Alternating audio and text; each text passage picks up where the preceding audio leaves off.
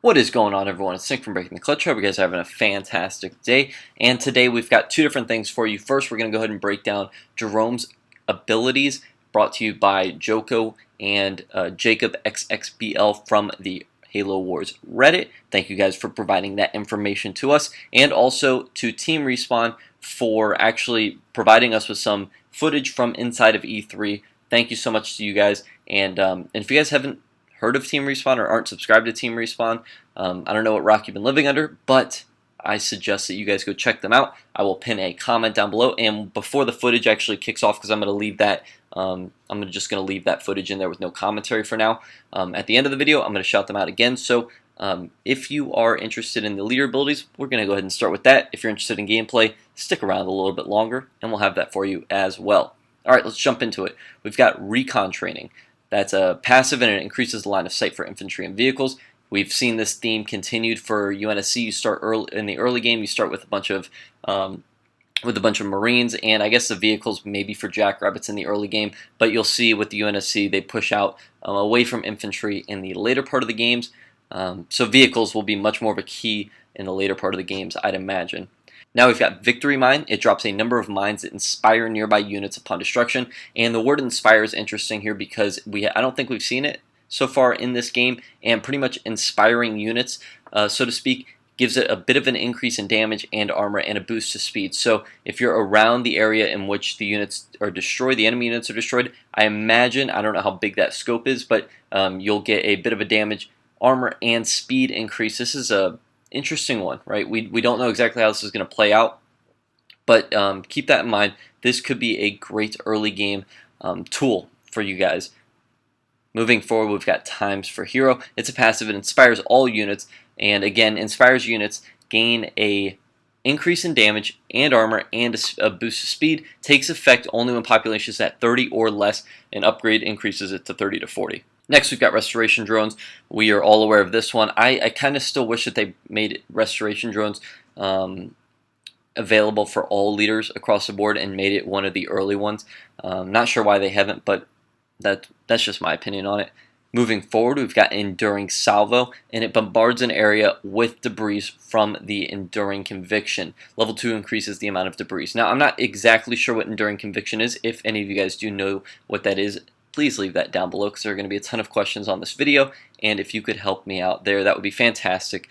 We've got Mastodons. The next one unlocks a Mastodon to build at your base. The footage that Andrew did provide us has a Mastodon in it, and from my understanding, chatting with Pat about it, Mastodons you can put units in, and it takes away from the population count as well by doing that. I'm not exactly sure what it does, but the footage will be there for you, and we'll have more to say about this once we actually get gameplay that's a little more certain, right? Because still things can be tweaked before they actually launch this this leader, so things can change. But as of right now, you will definitely see that in the footage that Andrew provided us. Victory Turret drops a turret that inspires nearby troops, and we're starting to see a bit of a pattern here with Jerome.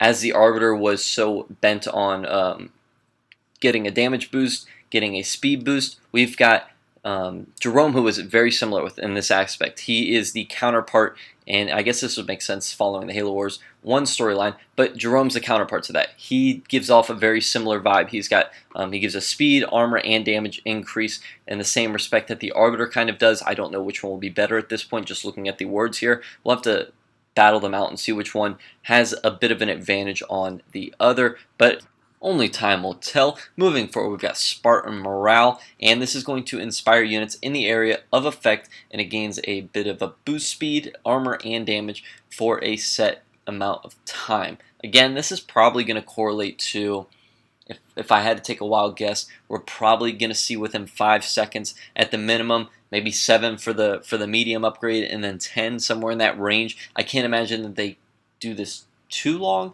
I'm thinking more along the bulwark side of things. I also can't recall how long bulwark lasts, but I know if you get the second upgrade for it, I feel like it's about 10 seconds, 7 to 10 seconds, somewhere within that range, but expect it to not take over a game, but definitely be useful in those bigger battles. Moving forward, we've got Field Promotion. All non-veteran units in the area are granted Veteran Level 1. That's awesome.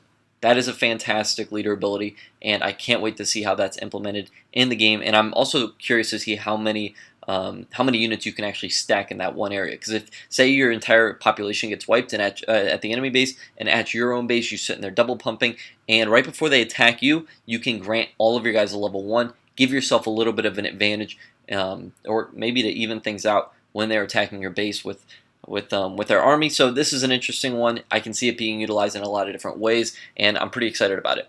Now, the very last one we have is Omega Team, and this could potentially be my favorite leader ability across the board. We obviously haven't seen footage of it, but you get 3 Spartans with unique weapons that inspire nearby troops. I love it. This is fantastic. Now, obviously, they could be the worst units possible. I'm just saying, on paper, this looks awesome, and I can't wait to see Omega Team drop in and do some damage. Now, like I promised you guys right before, we've got footage of the Jerome, some of Jerome's gameplay provided by Team Respawn. Again, if you aren't familiar with Team Respawn's work, please go check them out. YouTube link will be in the description, and it'll also be a pinned comment down below. And again, thank you so much to Andrew for providing us with that footage and being so kind as letting us borrow it. Thank you again, and without further ado, I'm going to go ahead and let that gameplay play out for you guys. Hope you guys enjoy. Leave as many comments as you like down below. Questions, comments, concerns. Are you pumped for Jerome? Which one are you looking forward to more, Jerome or Arbiter? I, at this moment, have no idea which one I'm more excited for. They look amazing. See you guys tomorrow.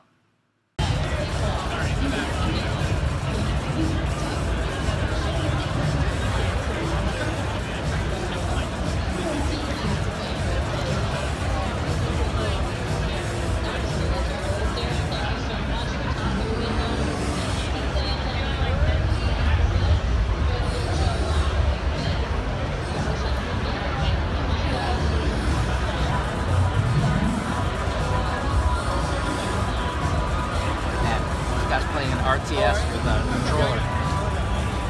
Oh, really? He's using a controller. Like, I would use BtC. I mean, mouse and keyboard is what I want to use. Oh, I got you. Yeah. I think that's what the demo is. I think you ought to use the controller for this. Oh, no, they have it sitting there. But I guess, yeah, I guess you have an option. The whole mouse should be picking up the sticks. I'd want to use a mouse and a keyboard. Me too. They have the